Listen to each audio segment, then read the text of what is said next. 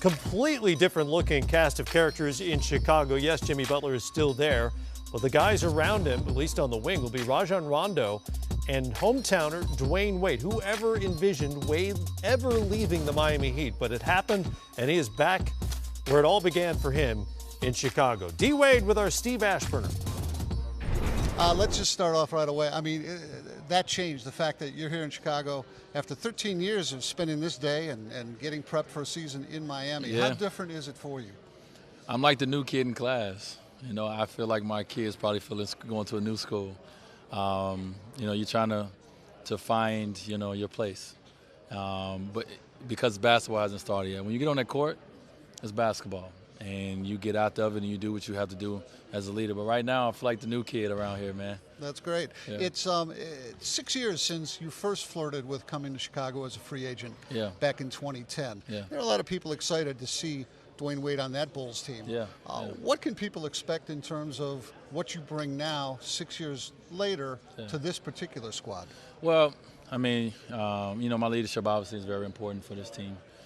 My experience, you know, of playing, you know, in the NBA 13 years, been in 5 finals along the way, and so forth and so on. But, you know, from a standpoint of, you know, my play, I've always been a guy who always try to help make his teammates better on the court.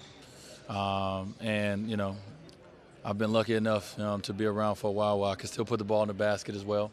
You know, just like last year, I just coming out looking to have a successful season. And for me, a successful season is staying injury-free and winning ball games. You know, everything else take care of itself. You mentioned the injury-free. 74 games last year, the most you'd played in about five years. Yeah. How much was that due to a change in routine between the games and heading into the season, as opposed to maybe a change that was noticeable on the floor? Well, the first part of it is luck. You know, players don't never want to get injured. You know, you never want to have to, you know, miss games. You know, I want to be out there every day, you know, that I can. So you have to get a little lucky, you know, at times. As well, you try to, you know, in the summertime, what you try to do is you try to train your body to be prepared for what a season can take on and what your body can take from it. So I thought I did a good job of that. I thought I did a great job of taking care of my body in season, which is going to be very important. With me and Rondo has been, you know, the 30 club around this team has been already talking about. But outside of that, man, you just got to be a little lucky. Yeah. So there's a little element of fluke to it, but you have to do all the prep work. Yeah, you have to do all the prep work. You have to take care of your body. You have to learn your body. You know, you have to know what, you know, what can help you. You know, when you have certain things to, you know, don't let small things become big things, etc. But, you know, outside of that, when you're on that court, man, we play such a physical sport that at any given moment, you know, that anybody can get injured and miss time. So when guys don't, you know, it's not because, you know, they're doing something so spectacular. It's just being lucky, man. And, you know, it's a gift if you're able to be out on that court, you know, for, obviously, for me, 74 games last year, but, you know, even more. One of the big basketball questions for this new crew is you've got yourself, you've got Jimmy Butler, you've got Rajon Rondo. Yeah. Ball-centric players, if not ball-dominant.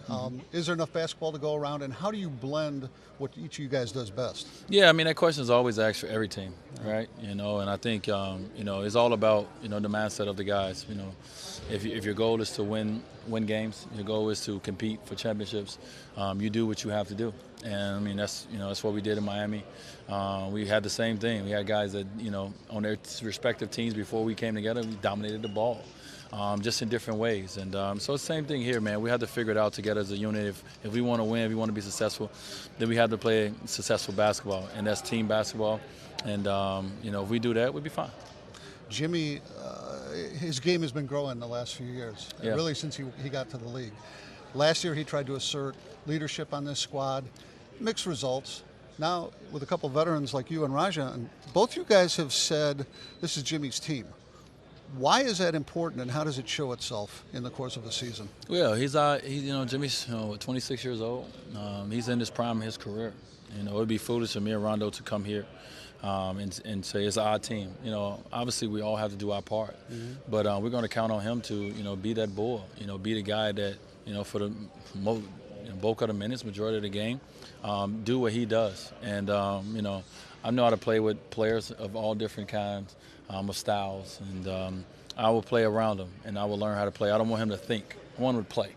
You know, I don't want them thinking, hey, D-Wade need the ball, hey, Rondo. Just want Jimmy to be Jimmy. You know, he's an all-star in this league. He's a guy that, you know, his potential, I think it's like, as we all have seen every year, he's been surpassing what we all thought, you know, he was going to be at that season. And we want to continue that mindset. So me and Rondo are veterans in this league, and, you know, we'll figure out how to make sure that, you know, we're successful and our teammates are successful. There are people, I'm sure, that follow the NBA, and they're still getting used to seeing you walking around in Doug McDermott's number.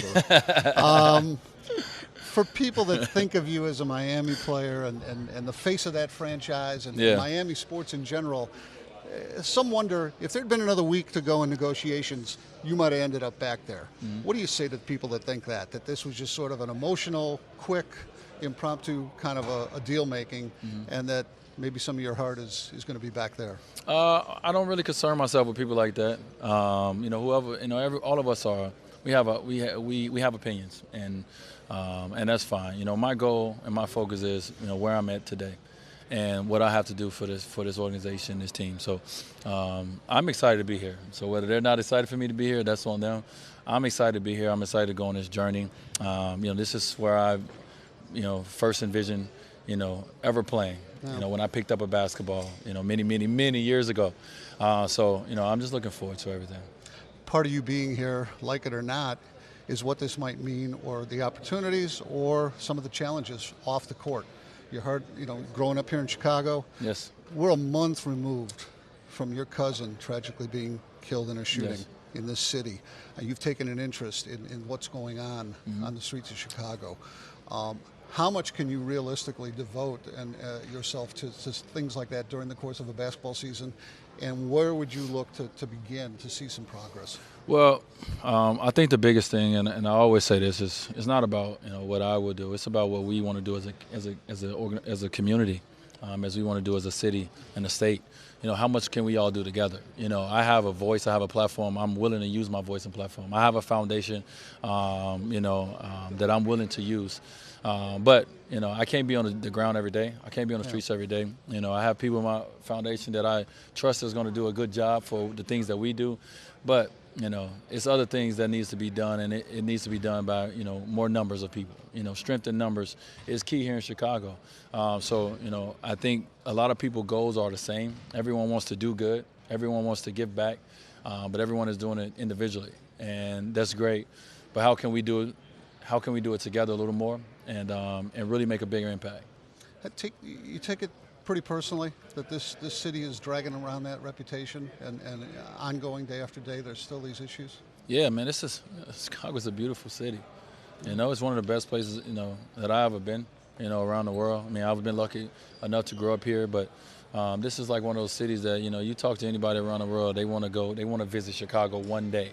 And right now it has a black eye. You know, and people have this perception about coming to Chicago that if you step off the plane, that, you know, your life is going to end. And, you know, it's not that. You know, obviously we have our challenges, but as you see around the world today, everyone have their challenges.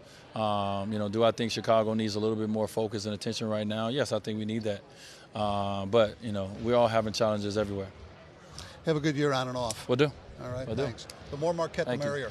For sure. I like that. I like that. Great. Much appreciated. Thanks, Dwyane. Thank you.